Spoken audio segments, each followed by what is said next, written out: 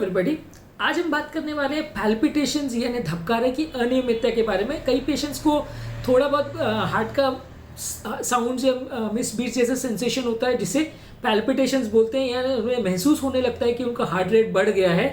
Normally heart तो सबका धड़कता है और मिनट में 60 से 100 बार धड़कता है, लेकिन कई बार जो नॉर्मल अपना हार्ट धड़कता है वो हमें पता नहीं चलता। लेकिन कई बार क्या होता है कि ये हार्ट जब धड़क रहा है उसका सेंसेशन हमें पता चलने लगता है और हमें महसूस होने लगता है कि हमारा हार्ट कुछ जोर से धड़क रहा है या कुछ ज़्यादा फोर्सिबली धड़क रहा है, तो इसे हम फील करने लगते हैं। ये अबनॉर्मल सेंसेशन कई बार खराब पेशेंट को फील देता है, पेशेंट को अबनॉर्मल लगता है, अच्छा नहीं लगता इसे जब भी वो महसूस करता है। तो अनकंफर्टेबल जो ये पेशेंट को सेंसेशन होता है जिसे हम टेक्निकल भाषा में पैल्पिटेशंस कहते हैं, आज हम उसके बारे में बात करेंगे। हमने ऑलरेडी इस बारे में एक डिटेल वीडियो किया है जिसमें हम ऑलरेडी इस बारे में डिस्कस कर चुके हैं कि पैल्पिटेशंस कितने टाइप का होता है, धबकारे का प्रॉब्लम किस किस तरह का होता है, उसका बेसिक मैनेजमेंट मेडिकल टर्म्स में क्या होता है। आज हम स्पेसिफिकली बात करने वाले हैं कि किस चीज़ों का हम ध्यान रखें तो हम इन पैल्पिटेशंस को कंट्रोल कर सकते हैं और उनके आने को ही रोक सकते हैं। सबसे पहले आपको बेसिकली ये चीज़ समझने की ज़रूरत है कि पैल्पिटेशन दो तरीके का होता है। एक नॉर्मल रिदम जो बढ़ जाए जिसको हम साइनस टैकीकार्डिया बोलते हैं। नॉर्मल जो हमारा हार्ट का करंट है वो साइनस नोड यानी हार्ट की ग्रंथि से बनता है और जिससे पूरा हार्ट धड़कता है। नॉर्मली हार्ट की गति अपनी 60 से 100 बार के अराउंड रहती है 1 मिनट में। अगर ये साइनस नोड ज़्यादा बार एक्टिवेट हो जाए या 1 मिनट में ज़्यादा बार करंट देने लगे हार्ट को तो हृदय की गति बढ़ जाती है। ऐसा नॉर्मल ही होता है जब भी हम कोई एक्सर्शन वाला काम करते हैं, हम बहुत ज़्यादा घबरा जाते हैं। आपने काफ़ी बार देखा होगा कि जब हमें बहुत ज़्यादा घबराहट होने लगती है या मन घबराता है तो सडनली हृदय गति 100-150 के आसपास पहुँच जाती है। या जब हम कोई मेहनत का काम करते हैं, सीढ़ी चढ़ते हैं या दौड़ते भागते हैं तो भी हृदय गति बढ़ जाती है। ये नॉर्मल गति 100 से 150 के बीच में ज़्यादातर रहती है, कभी भी इसमें गति 200-250 के आसपास नहीं पहुंचती है। और नॉर्मली ये कुछ देर के बाद अपने आप ही शांत हो जाता है, ये कुछ देर के बाद अपने आप ही कंट्रोल हो जाता है। ये ऐसा इसलिए होता है क्योंकि जब भी हम बहुत ज़्यादा स्ट्रेस्ड होते हैं या बहुत ज़्यादा बॉडी में कोई मेहनत का काम करते हैं तो बॉडी में स्ट्रेस हार्मोन यानी कैटेकोलेमिन्स बनते हैं और ये कैटेकोलेमिन्स हार्ट के साइनस नोड को स्टिमुलेट करते हैं जिसकी वजह से हृदय की गति सडनली बढ़ जाती है। इस तरह के गति बढ़ने के फिनोमेना को साइनस टैकीकार्डिया बोलते हैं। इसके अलावा जो अबनॉर्मल रिदम वाली प्रॉब्लम है यानी एरिथमिया जिसको हम बोलते हैं, जिसमें हार्ट का रिदम गड़बड़ हो जाता है, वो एक थोड़ा सा डेंजरस फॉर्म ऑफ पैल्पिटेशंस है जिसमें पेशेंट को जान का खतरा भी हो सकता है क्योंकि इसमें हार्ट जो है साइनस नोड से करंट नहीं आता है हार्ट में और किसी दूसरी जगह में शॉर्ट सर्किटिंग चालू हो जाती है, इसलिए सडनली गति बढ़ जाती है और हार्ट की गति अनकंट्रोल वे में बढ़ जाती है। जितनी बॉडी को रिक्वायरमेंट है उससे कहीं ज़्यादा या कहीं कम स्पीड से हार्ट धड़कने लगता है और उसमें बॉडी को जितना ब्लड सप्लाई चाहिए वो कई बार कॉम्प्रोमाइज़ भी हो सकता है, इसमें जान का खतरा भी हो सकता है। ये अरिथमियाज जो है दो तरह के हो सकते हैं, एट्रियल अरिथमियाज और वेंट्रिकुलर अरिथमियाज। यानी हार्ट के ऊपर के चेंबर से जो अरिथमिया जनरेट होते हैं उसको एट्रियल अरिथमियाज बोलते हैं और जो हार्ट के नीचे के चेंबर से जनरेट होते हैं उसे वेंट्रिकुलर अरिथमियाज बोलते हैं। ज़्यादातर ऐसा माना जाता है कि वेंट्रिकुलर अरिथमियाज ज़्यादा डेंजरस होते हैं, एट्रियल अरिथमियाज थोड़े कम डेंजरस होते हैं। अब हम बात करेंगे पैल्पिटेशंस के क्या कारण हैं और इनके क्या सिम्टम्स होते हैं, क्या कॉम्प्लिकेशंस होते हैं। सबसे पहले पैल्पिटेशंस जो जब भी होते हैं तो व्यक्ति को हार्ट की गति थोड़ी ज़्यादा महसूस होती है, दिल ज़्यादा ज़ोर से धड़क रहा है ऐसा महसूस होता है। एक मिस्ड बीट्स करके फिनोमेना होता है जिसमें हार्ट का एक बीट मिस हो गया या एक स्किप हो गया ऐसा महसूस होता है। ऐसा इसलिए होता है कि जब मिस बीट आता है तो हृदय को हार्ट को भरने के लिए ज़्यादा टाइम मिलता है, हार्ट पे एक पॉज क्रिएट हो जाता है जिसमें हार्ट का वॉल्यूम सडनली बढ़ जाता है और ये पॉज वाले फेज के बाद हार्ट जब ज़्यादा ज़ोर से धड़कता है या ज़्यादा फोर्सिबली धड़कता है तो ज़्यादा ब्लड को पुश करता है जो कि व्यक्ति को महसूस होता है कि हार्ट में कुछ एबनॉर्मल हुआ।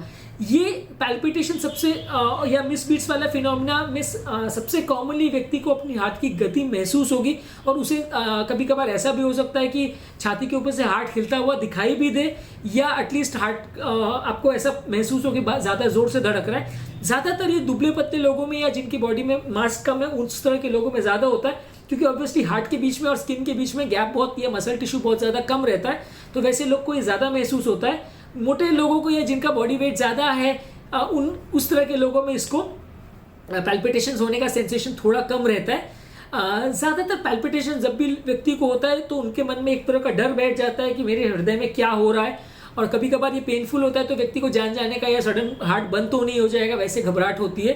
तो इस वजह से पैल्पिटेशंस को लेके लोग ज़्यादा चिंतित हो जाते हैं, डॉक्टर के पास जाते हैं और कई बार अननेसेसरी लाइफ टाइम उन्हें मेडिसिन भी लेना पड़ता है क्योंकि ये पैल्पिटेशंस जब भी व्यक्ति को होता है तो एक डर मन में क्रिएट हो जाता है कि हार्ट के साथ कुछ अबनॉर्मल हो रहा है और जान जाने का रिस्क भी पेशेंट को महसूस होता है। हाँ, कुछ फॉर्म्स ऑफ अरिथमिया है या कुछ धबकारी की अनियमितता है जिसमें एक्चुअल में जान जाने का रिस्क भी होता है। उस तरह के फॉर्म्स में जब भी किसी को पैल्पिटेशंस हो रहा है तो उसे कंट्रोल करने के लिए दवाओं की ज़रूरत भी पड़ती है और कई बार लाइफ टाइम थेरेपी की ज़रूरत भी पड़ती है।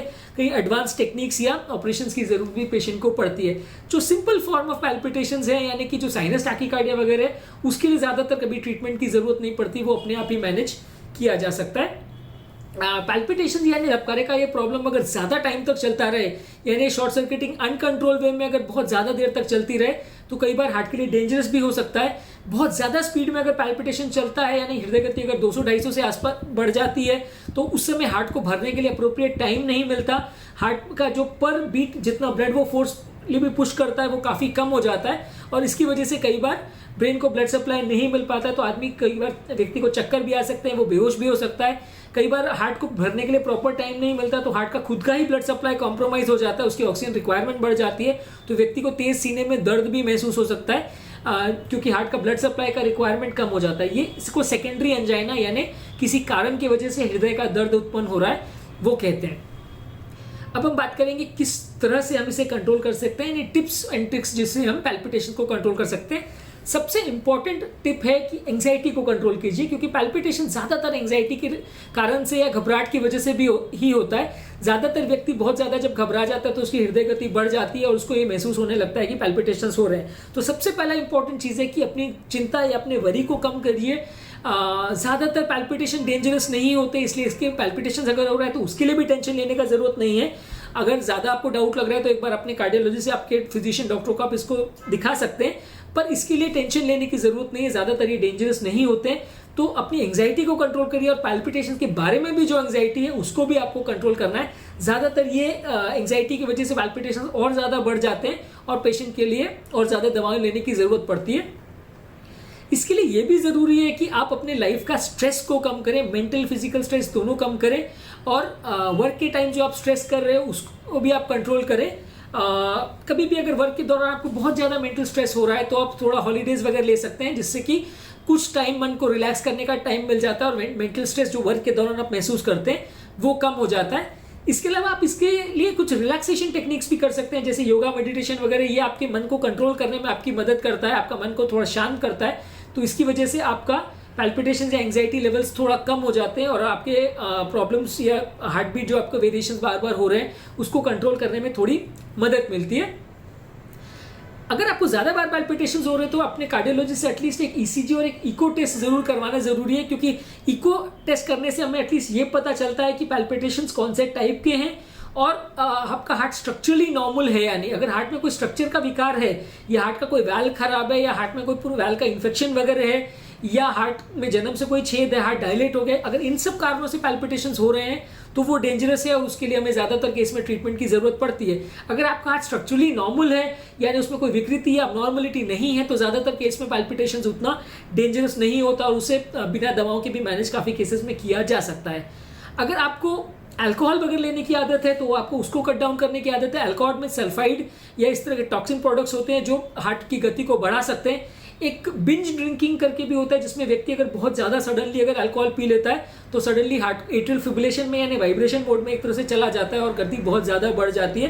ये थोड़ी देर के लिए ही होता है लेकिन हृदय गति इस दौरान बहुत ज़्यादा बढ़ जाती है और कभी कभी इसके चक्कर में व्यक्ति को लकवे वगैरह का अटैक भी आ सकता है क्योंकि ये हार्ट जब वाइब्रेट करने लगता है तो हार्ट में क्लॉट्स बनना बढ़ जाते हैं और हार्ट का एक क्लॉट कभी कभी हार्ट से निकल के ब्रेन में अगर चला जाए तो लकवा भी कर सकता है। इसके अलावा आपको कैफिनेटेड ड्रिंक्स यानी चाय कॉफ़ी जैसे प्रोडक्ट्स को थोड़ा कम करना चाहिए। सोडा कंटेनिंग प्रोडक्ट्स को भी थोड़ा कम करना चाहिए। एनर्जी ड्रिंक्स जो लोग लेते हैं जैसे कि रेड बुल या इस तरह की जो एनर्जी ड्रिंक्स होती हैं जो लोग अपने स्टैमिना को बढ़ाने के लिए लेते हैं उसमें भी बॉडी स्टिमुलेंट प्रोडक्ट्स रहते हैं जो ब्रेन को और हार्ट को स्टिमुलेट करते हैं। इस तरह के प्रोडक्ट्स को भी कम करना चाहिए, इससे भी पैल्पिटेशंस का प्रॉब्लम बढ़ सकता है। स्मोकिंग को बंद करना चाहिए। अगर व्यक्ति को स्मोकिंग करने की आदत है तो स्मोकिंग में टॉक्सिक और इन्फ्लेमेटरी प्रोडक्ट्स होते हैं जो कि व्यक्ति को पैल्पिटेशंस की इंसिडेंस को बढ़ा सकते हैं, हार्ट को ज़्यादा इरिटेबल कर देते हैं तो पैल्पिटेशंस का इंसिडेंस बढ़ सकता है। ऐसे केस में स्मोकिंग करने से पैल्पिटेशंस का चांसेस पेशेंट बढ़ सकता है, कम करने से पैल्पिटेशंस कम हो सकते हैं। रेगुलर एक्सरसाइज करना चाहिए। रेगुलर एक्सरसाइज बहुत ज़्यादा जरूरी है, बॉडी का वेगल टोन बढ़ाते हैं। कई बार आपने देखा होगा कि जो लोग रेगुलर एक्सरसाइज करते हैं या खेती बाड़ी करते हैं, मजदूरी करते हैं, उनका हार्ट रेट नॉर्मल से कम होता है। नॉर्मल व्यक्ति का 60 से 100 बार हृदय दिन में एक बार धड़कता है, 1 मिनट में एक बार धड़कता है। जिनका वेगल टोन ज़्यादा होता है उसका हृदय गति 40 से 50 बार भी अगर धड़के तो नॉर्मल है, क्योंकि ऐसे लोगों में हार्ट की कैपेसिटी या पंपिंग कैपेसिटी इतनी ज़्यादा हो जाती है कि वो कम बार बीट करके भी अपना काम चला सकता है। हार्ट की बीटिंग रिक्वायरमेंट एक तरह से कम हो जाती है। तो अगर आप रेगुलर एक्सरसाइज कर रहे हैं तो आपकी बॉडी की वेगल टोन बढ़ जाती है और इससे पैल्पिटेशन कम हो जाता है। ऐसा करने के लिए आपको स्टैमिना बिल्डिंग एक्सरसाइजेस पे ज़्यादा फोकस करना है। आपको रेगुलर ऐसी एक्सरसाइज करनी है जिसमें आपकी सांस फूले, आपका स्टैमिना बढ़े। एरोबिक एक्सरसाइज करनी है जिसमें आपको बार बार अगर सांस फूलती है तो वेगल टोन बढ़ेगा और आपकी हृदय गति कम हो जाएगी। ये पैल्पिटेशंस को कंट्रोल करने में आपकी मदद करेगा। नेक्स्ट मोस्ट इंपॉर्टेंट चीज़ है कि आप अच्छी नींद लें। इससे बॉडी का एंजाइटी लेवल्स कम होता है, बॉडी का इन्फ्लेमेटरी कंपोनेंट कम होता है।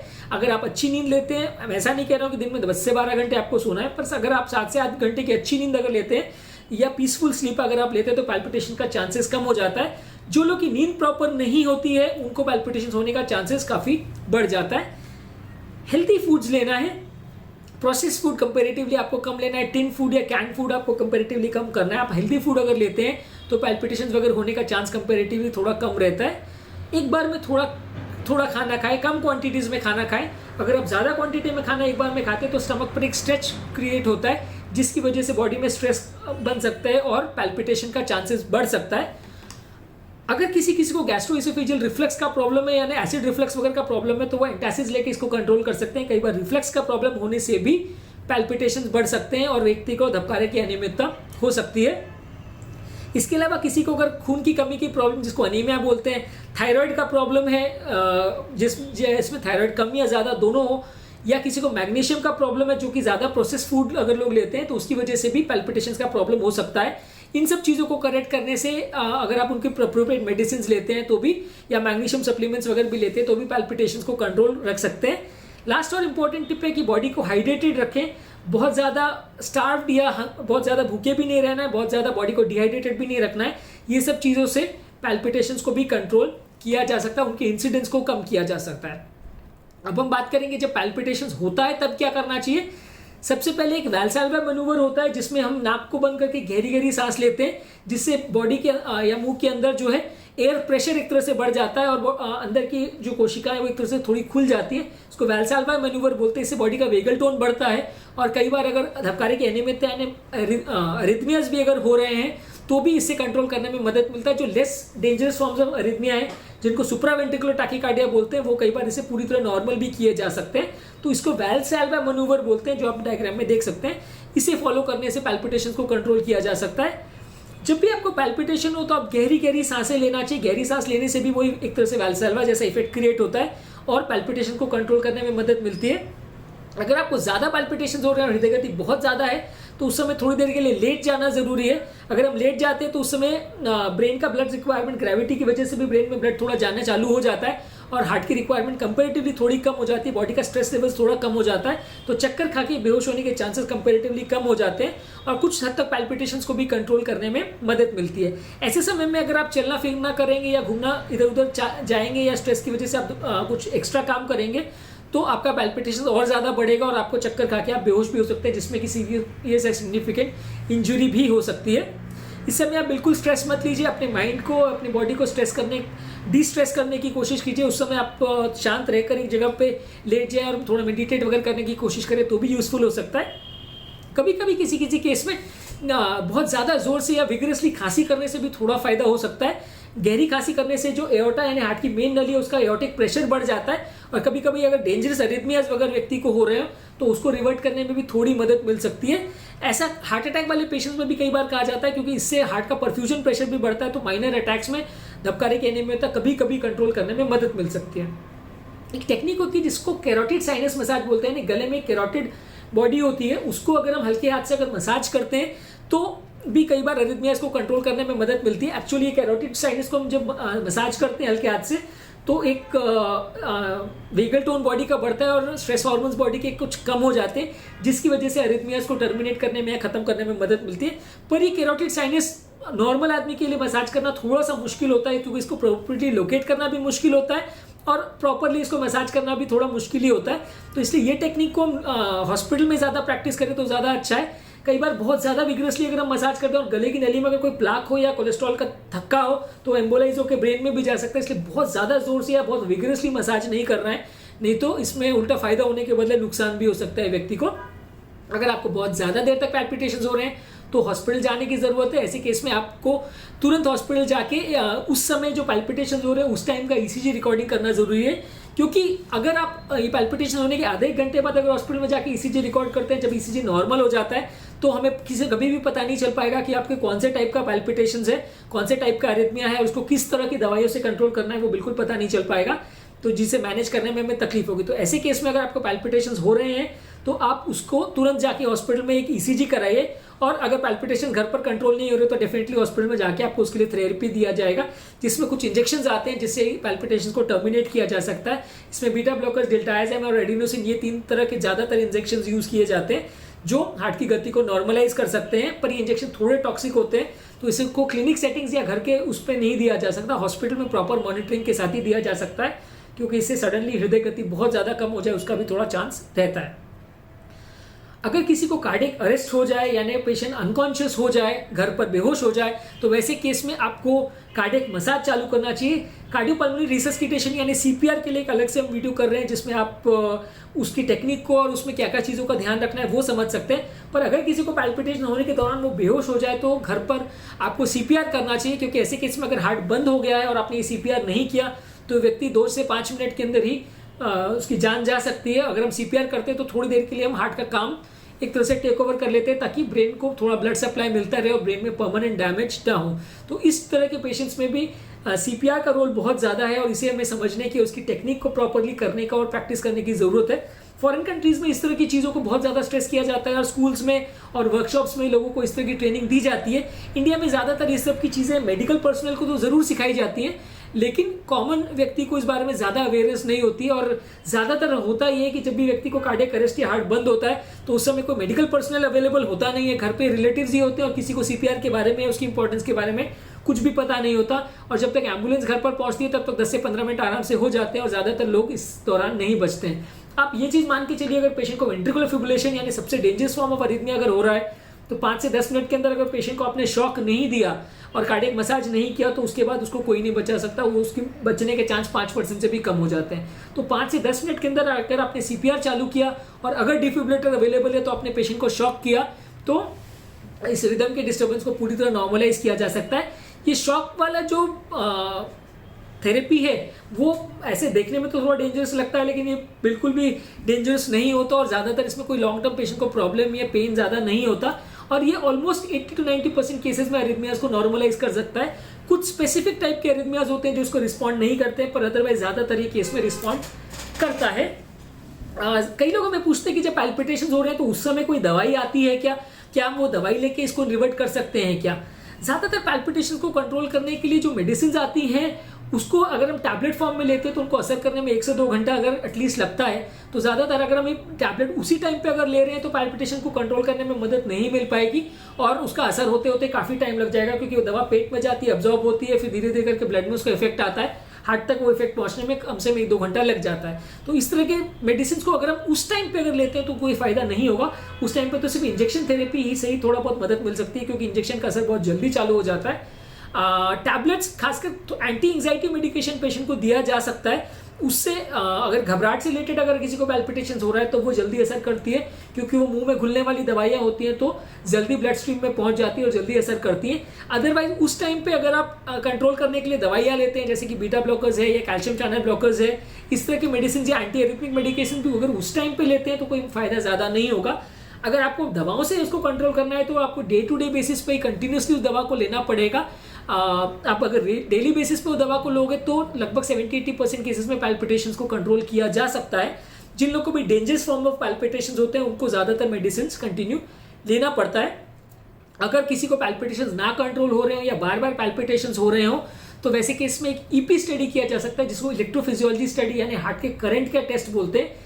ये टेस्ट के बारे में हम अलग से ऑलरेडी पैल्पिटेशंस वाले वीडियो में डिस्कस कर चुके हैं, आप चाहे तो वो वीडियो को एक बार देख सकते हैं। ये टेस्ट को अगर आप करवाते हैं तो पैल्पिटेशंस जो कारण से हो रहे हैं, जिस जगह से पैल्पिटेशन ओरिजिनेट हो रहे हैं या वो करंट का प्रॉब्लम जहाँ से ओरिजिनेट हो रहा है उसको हम मैप कर सकते हैं, लोकेट कर सकते हैं और वो एरिया को हम रेडियो फ्रीक्वेंसी एनर्जी से उस एरिया को जलाया जा सकता है। ये प्रोसीजर काफ़ी सेफ है, इसमें कोई सिग्निफिकेंट रिस्क भी नहीं होता और ये दो तरह का होता है, एक 2D मैपिंग और एक 3D मैपिंग। 2D मैपिंग में जो सिंपल फॉर्म ऑफ अरिथमियाज है या सिंपल टेक्निक है, सिंपल धबकारे की प्रॉब्लम्स है, उनको मैनेज किया जा सकता है। ये लेस कॉस्टली होता है और उसमें लगभग 80,000 से 1 लाख तक का खर्चा आता है। और 3D मैपिंग इससे कंपैरेटिवली थोड़ा कॉस्टलियर होता है। इसमें हार्ट का एक 3D व्यू, 3 डायमेंशनल पिक्चर बन जाता है और अलग अलग सेपरेट जगह पर कहाँ से धबकारे का प्रॉब्लम हो रहा है उसको आप लोकेट करके उस एरिया को रेडियो फ्रीक्वेंसी एनर्जी से जला सकते हैं।